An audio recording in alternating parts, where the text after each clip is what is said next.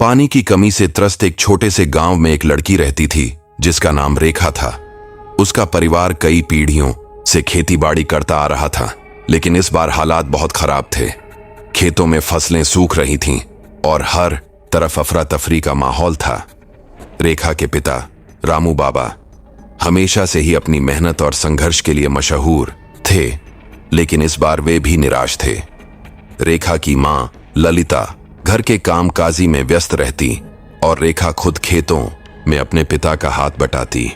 उसकी आंखों में हमेशा एक चमक रहती, जैसे वह किसी बड़े बदलाव का इंतजार कर रही हो। उसका मन केवल खेती और घर के कामों में नहीं रमता था। उसे अक्सर गांव के आसपास के जंगलों में घूमने का शौक था, जहां वह अकेले चलने में सुकून महसूस करती थी। किसी एक दिन जब रेखा जंगल की ओर जा रही थी तो उसे रास्ते में कुछ अजीब सा महसूस हुआ। हवा में एक गंध थी जो उसे जानी पहचानी नहीं लग रही थी। जैसे ही वह उस गंध की ओर बढ़ी, उसने देखा कि एक अजनबी आदमी उसकी दिशा में बढ़ रहा था। उसकी आंखों में कोई गहरी तासीर थी, जैसे वह किसी बड़ी साजिश का हिस्सा हो। आदमी ने रेखा से मुलाकात की और उसने बड़ी चतुराई से रेखा से उसके घर और परिवार के बारे में सवाल पूछे। रेखा को उसकी बातें कुछ संदेहजनक लगीं, लेकिन फिर भी उसने उसे नम्रता से जवाब दिया। आदमी का नाम मोहन था और वह पास के शहर से आया था, ऐसा उसने बताया।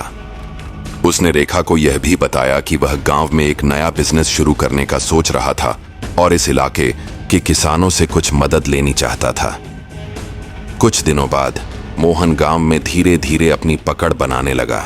वह किसानों को अपने वादों और प्रस्तावों से आकर्षित करता, लेकिन रेखा की आंखों में हमेशा संदेह था। वह समझ गई थी कि मोहन कुछ छिपा रहा है, लेकिन उस समय तक कोई ठोस प्रमाण नहीं था। फिर एक रात रेखा के पिता रामू बाबा खेतों में काम करने के बाद घर लौटे तो उन्हें किसी ने चुपके से जहर दे दिया था। वह पूरी रात बुरी हालत में रहे और अगली सुबह उनकी मौत हो गई। पूरा गांव सन्न रह गया था और रेखा का दिल टूट गया। वह जानती थी कि यह सब अचानक नहीं हुआ था और उसके मन में एक शक पैदा हो गया था कि मोहन का इसमें हाथ हो सकता है। रेखा ने अकेले ही इस हत्या के पीछे की सच्चाई जानने का निर्णय लिया। वह मोहन के बारे में और ज्यादा जानने के लिए और उसके संपर्क में आने लगी। एक दिन उसे मोहन की गतिविधियां कुछ संदिग्ध सी लगीं। मोहन हमेशा किसानों को अपने जाल में फंसाने की कोशिश करता और रेखा ने यह देखा कि वह गांव के अन्य परिवारों के साथ भी गलत व्यापार कर रहा था। रेखा ने कुछ और दिनों तक इस मामले की छानबीन की और फिर उसे कुछ अहम सुराग मिले। उसने मोहन की पुरानी आदतों और उसकी लापता संपत्तियों के बारे में जानकारी हासिल की। धीरे धीरे रेखा ने मोहन की पूरी साजिश का खुलासा किया। वह गांव के संसाधनों को हड़पने के लिए किसानों को धोखा दे रहा था। आखिरकार रेखा ने गांव के लोगों को मोहन के खिलाफ एकजुट किया और उसकी सच्चाई को उजागर किया। मोहन को पुलिस ने पकड़ लिया और उसके खिलाफ कड़ी सजा दी गई। रेखा की सूझबूझ और साहस ने गांव को एक बड़ी समस्या से बचा लिया, लेकिन रेखा का दिल टूट चुका था। उसकी आंखों में अब कोई चमक नहीं थी, क्योंकि उसने अपनी आंखों के सामने अपने पिता को खो दिया था। उसका संघर्ष सिर्फ अपने परिवार के लिए नहीं, बल्कि पूरे गांव के लिए था और इस प्रक्रिया में उसे अपने प्रियजनों से भी बहुत कुछ खोना पड़ा।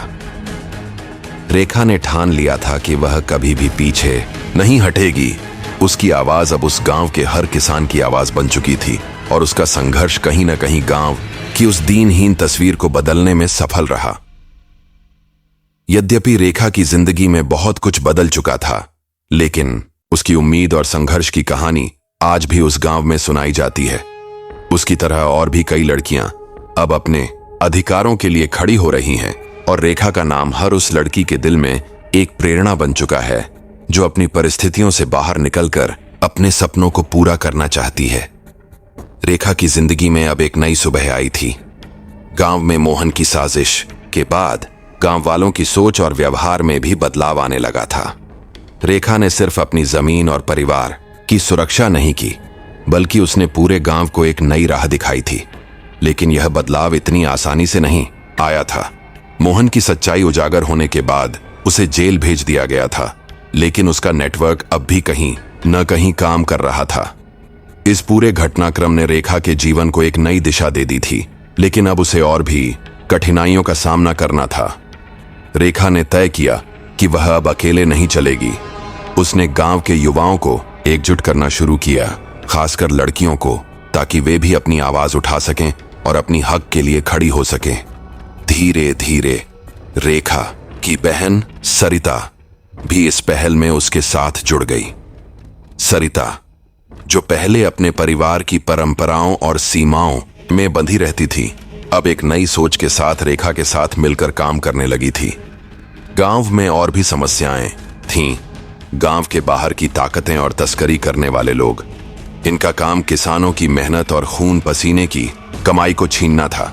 रेखा ने यह तय किया कि वह केवल इन समस्याओं को हल नहीं करेगी, बल्कि गांव को आत्मनिर्भर बनाएगी। उसके लिए खेती के नए तरीके और जल संरक्षण की योजनाएं तैयार करना जरूरी था। कभी अकेली और समाज से हिचकिचाती हुई रेखा अब पूरे गांव के लिए एक प्रेरणा बन चुकी थी। उसकी मेहनत और संघर्ष ने उसे एक नेता बना दिया था। गांव के बड़े बुजुर्ग, जो पहले उसे केवल एक लड़की समझते थे, अब उसकी बातों को गंभीरता से सुनते थे। रेखा ने आत्मनिर्भरता की ओर बढ़ते हुए गांव में बायो फर्टिलाइजर और पानी की पुनर्चक्रण प्रणाली लागू करने का प्रस्ताव रखा। इसने गांव की खेती को न सिर्फ संजीवनी दी, बल्कि गांव वालों के जीवन स्तर को भी सुधार दिया। लेकिन यह सब इतना आसान नहीं था। गांव में अब भी कुछ लोग थे जो रेखा की सफलता से डरते थे।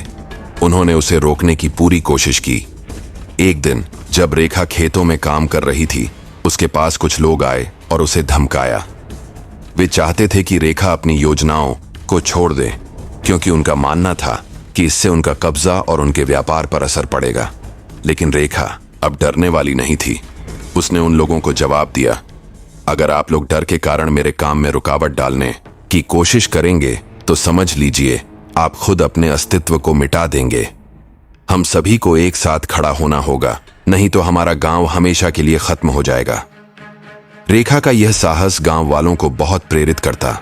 लोग एकजुट होने लगे और जल्द ही उनकी एकता से वह लोग हार मान गए जो उनकी राह में बाधा डालने की कोशिश कर रहे थे। समय बीतता गया और रेखा की योजनाएं रंग लाने लगीं। पानी की पुनर्चक्रण प्रणाली ने खेतों में पानी की कमी को बहुत हद तक दूर किया। बायो फर्टिलाइजर ने फसलों को और भी मजबूत बनाया। अब गांव में न केवल खेती की स्थिति सुधर रही थी, बल्कि लोग अपने पारंपरिक तरीके छोड़कर नए उपायों को अपनाने लगे थे। गांव के बच्चे अब शिक्षा की ओर भी ध्यान देने लगे थे। रेखा ने एक योजना बनाई जिसमें गांव के बच्चों को अच्छे स्कूलों में भेजा जाने लगा। उसने शिक्षा को ही एकमात्र रास्ता समझा जिससे गांव की स्थिति और भी बेहतर हो सकती थी। लेकिन रेखा का संघर्ष कभी खत्म नहीं हुआ। एक दिन गांव में अचानक एक नई मुसीबत आ गई। कुछ बाहरी ताकतों ने फिर से गांव की जमीन पर कब्जा करना शुरू कर दिया था। यह लोग अब सीधे सीधे रेखा और उसके परिवार को निशाना बना रहे थे। उनका मकसद था रेखा को डराना और गांव वालों को उसके खिलाफ भड़काना। रेखा ने इस बार एक और कदम आगे बढ़ाया। उसने गांव वालों को एकजुट कर इन बाहरी ताकतों का विरोध करने का संकल्प लिया। यह लड़ाई केवल एक गांव की नहीं थी, बल्कि पूरे समाज की लड़ाई बन गई थी। रेखा और उसके साथियों की मेहनत रंग लाई। गांव वालों ने एकजुट होकर बाहरी ताकतों को गांव से बाहर खदेड़ दिया। यह लड़ाई सिर्फ जमीन की नहीं थी, बल्कि यह एक संघर्ष था जो गांव वालों के आत्मसम्मान और अपने अधिकारों की रक्षा के लिए था। रेखा की कड़ी मेहनत और साहस ने उसे न केवल अपने परिवार की, बल्कि पूरे गांव की नेता बना दिया। अब वह हर किसी के लिए एक प्रेरणा बन चुकी थी। उसकी कहानी एक छोटे से गांव की लड़की की अब दूर दूर तक सुनाई जाती थी।